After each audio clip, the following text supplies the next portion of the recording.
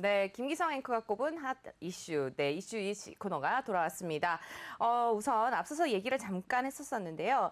미국이 제안한 글로벌 법인세율, 네, 하한선 설정에 대해서 유럽 국가들이 호응에 나섰다는 소식, 어제 전해드렸죠. 네, 이 말씀 좀 나눠보도록 하겠습니다. 법인세율 하한선, 네, 어떻게 설정이 네, 그러니까 됐나요? 일단 제닛 앨런 장관이 그러니까 법인세율을 세계적으로 하한선을 정하자 이렇게 제안을 했지 않습니까? 그랬죠. 여기에 네. 대해서 다른 나라들이 어떻게 반응할지 상당히 궁금해했었습니다. 그런데 독일, 프랑스, IMF가 일단 환영 의사를 밝혔습니다. 독일 같은 경우에 뭐라고 얘기를 했는가 하면 전 세계적인 세금 인하 경쟁에 종지부를 찍을 때가 됐다. 이렇게 네. 얘기를 했고요. 그리고 또 프랑스 같은 경우에는 국제 조세와 관련된 글로벌 합의가 임박했다. 얘기했고 IMF의 수석 이코노미스트 같은 경우에는 하한 설정에 아주 찬성을 한다. 이렇게 얘기를 했습니다. 그 이유는 뭔가 하면은 사실 유럽 안에서도 아일랜드 같은 경우에는 법인세가 굉장히 낮습니다. 이 얘기는 뭔가 하면은 결국 글로벌 기업들을 유치해서 적은 법인세지만은 일단 우리가 갖겠다라는 그런 경쟁을 촉발을 하고 있었거든요. 그러니까 그랬죠. 네. 사실 그 각국이 다른 나라 눈치를 봐가면서 법인세를 정해야 되는 그런 입장인데 하한선을 정하게 된다면 상당히 마음 편해할 수 있는 그런 거다 이렇게 보시면 되고요. 그리고 또 코로나 사태 때문에 어느 나라 할 거 없이 지금 재정 곳간이 다 텅텅 비지 않았습니까? 그렇죠. 그렇기 때문에 이 법인세율을 갖다가 좀 위로 올리는 부분에 대해서는 다들 찬성하고 있는 그런 분위기다 이렇게 보시면 될 것 같습니다. 네, 분위기는 좀 찬성하는 분위기인데 과연 어떤 방식으로 논의가 진행될지 이 부분을 좀 짚어봐야 되지 않을까요? 그 부분에 대해서 독일이나 프랑스가 이 법인세율의 하한선을 결정하는 데 대해서 찬성을 하면서 뭐라고 얘기를 했는가 하면 디지털세 논의하고 같이 하자라는 그런 토를 달았습니다. 네. 그런데 현재 디지털세 같은 경우에는 어디서 논의가 되고 있는가 하면 OECD하고 G20이 주도하는 140개국 정도가 참가하는 다자 협의체가 있습니다. 네. IF라고 하는 건데 이게 포괄적 이행 체계라는 그런 다자간 체계입니다. 여기서 지금 논의를 하고 있거든요.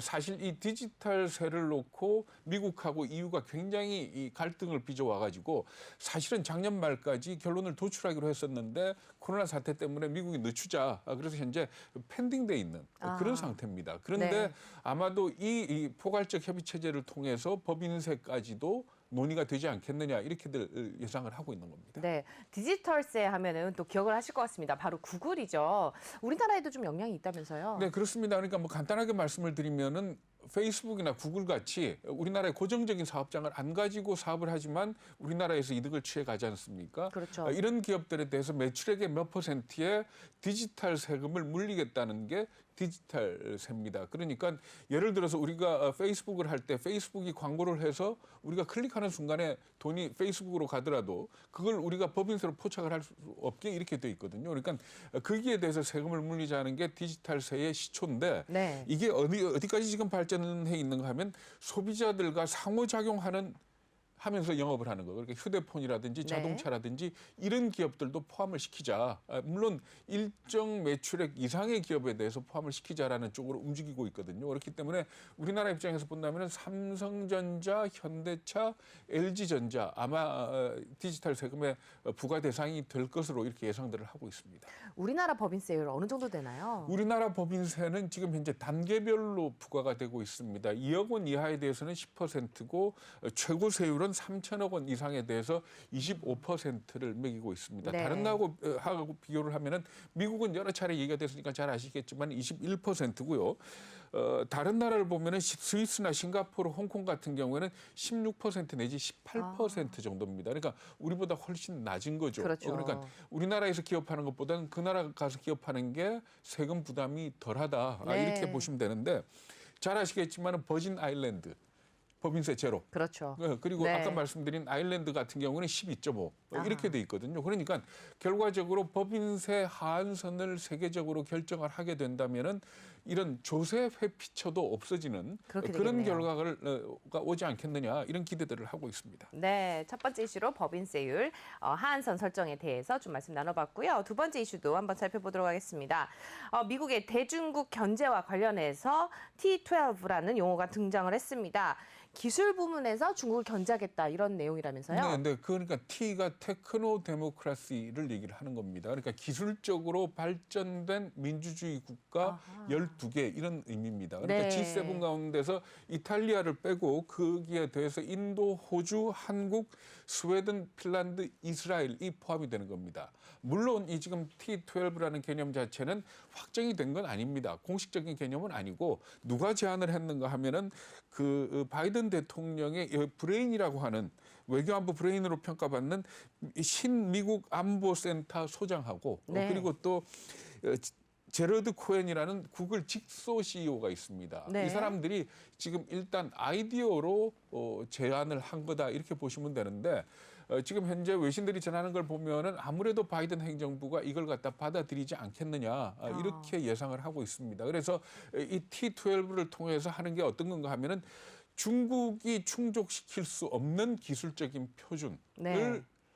만들겠다라는 쪽으로 움직일 것이라고 얘기를 하고 있거든요. 그러니까 뭐 반도체를 포함을 해서 뭐 통신이라든지 예를 들어 중국은 통신을 통해서 개인 정보를 마음대로 수집할 수 있게 하고 있지 않습니까? 그렇죠. 네. 근데 그게 기술 표준에서 제외되게 만든다면 중국을 갖다가 배척할 수 있는 그런 부분이기 때문에 아마 이 T12가 있지 않겠냐 이렇게들 예상을 하고 있는 겁니다. 네.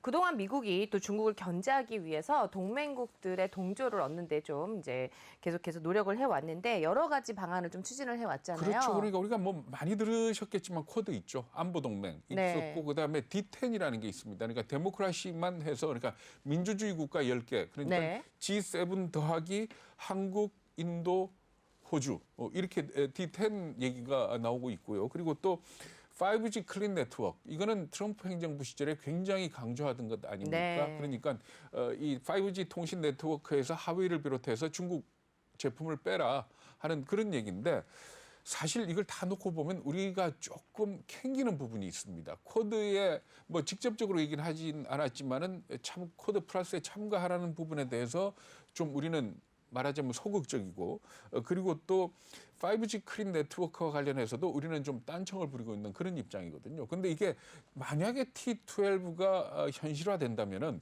이 기술 표준이라는 거는 여기서 만약 빠지게 되면 외톨이가 된다 이렇게 보시면 됩니다. 그렇기 때문에 이때쯤 해서는 정말로 뭔가 결정을 해야 되는 시기가 오는 거 아니냐 이렇게들 걱정을 하고 있는 겁니다. 네, 두 번째 이슈까지 살펴봤고요. 이어서 세 번째 이슈는 비트코인입니다. 비트코인이 또 전기 쓰는 하마라는 지적이 좀 있었습니다만은 채굴에 대해서 얼마나 전기가 사용되는지 그 연구 결과가 좀 나왔다면서요? 네, 그렇습니다. 그러니까 비트코인을 언젠가 규제할 거다라고 얘기하는 전문가들이 근거로 내세우는 것 중에 하나가 너무 에너지를 많이 소비한다라는 네. 쪽이거든요. 그래서 이것과 관련된 논문이 나왔습니다.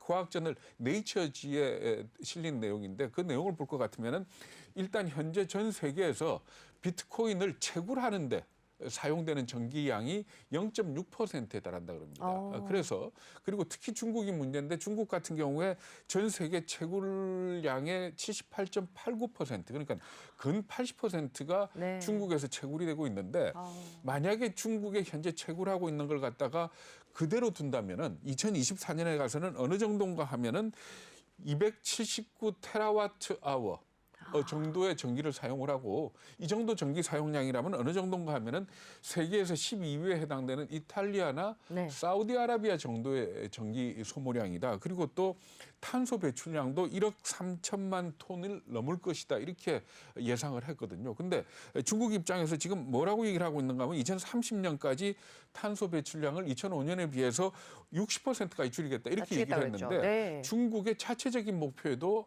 아마 이 영향을 비트코인 채굴이 주겠네요. 영향을 주지 않겠느냐 이렇게 지적을 하고 있는 겁니다. 네. 그렇다면 이제 중국은 최근에 또 일부 지역에 또 암호화폐 채굴장을 또 전면 폐쇄하겠다 뭐 이런 그렇죠. 얘기도 있었죠. 네, 뭐 전력 부족도 있고 아마 이런 탄소 배출량 이런 부분에 대해서도 아마 걱정을 해서 그랬던 걸로 보입니다만은 네이멍구 그러니까 네이멍구가 중국 전체의 비트코인 암호화폐 채굴량이 한 8% 정도를 채굴을 하는 가장 핫한 지역이라고 합니다. 네. 그러니까 거기서 암호화폐를 많이 생산을 채굴을 하는 이유가 뭔가 하면 기온이 낮고 전기 요금이 좀 싸다 그럽니다. 네. 그래가지고 네이멍구에서 이렇게 비트코인 채굴이 활발했었는데 다음 달부터죠. 채굴장을 전면 폐쇄한다 이렇게 발표를 했습니다. 그런데 이 부분에 대해서도 네이처지에 실린 논문에서 분석을 했는데 이렇게 지역적으로 규제하는 것 자체가 큰 의미가 없을 것이다. 지금 현재 비트코인 가격이 너무 높기 때문에 그렇게 지역적으로 규제를 했을 때 옆에 전기요금이 조금 비싼 윈난성이나 이쪽으로 옮긴다 하더라도 채굴업자들은 충분히 이익을 기대할 수 있어서 이게 전기 사용량을 줄이는데 크게 도움이 안 될 거다. 이렇게 얘기를 하고 있거든요. 그리고 또 탄소세를 부과를 하는 방법이 있겠지만 네. 이건 역시도 채굴업자들의 욕구를 갖다 가라앉히기에는 좀 힘들지 않겠느냐 이런 지적들을 하고 있습니다. 그렇기 때문에 이 비트코인 내지는 암호화폐에 대해서는 오늘 말씀드린 거는 채굴 때 사용되는 전기량이고 네. 거래할 때 사용되는 전기량도 꽤 많다 그러지 않습니까? 그렇죠. 그러니까 이런 것 때문에 아무래도 비트코인에 대해서는 여러 가지 측면에서 어떤 제재나 어떤 뭐 이게 오지 않을까 하는 그런 예상들을 하고 있습니다.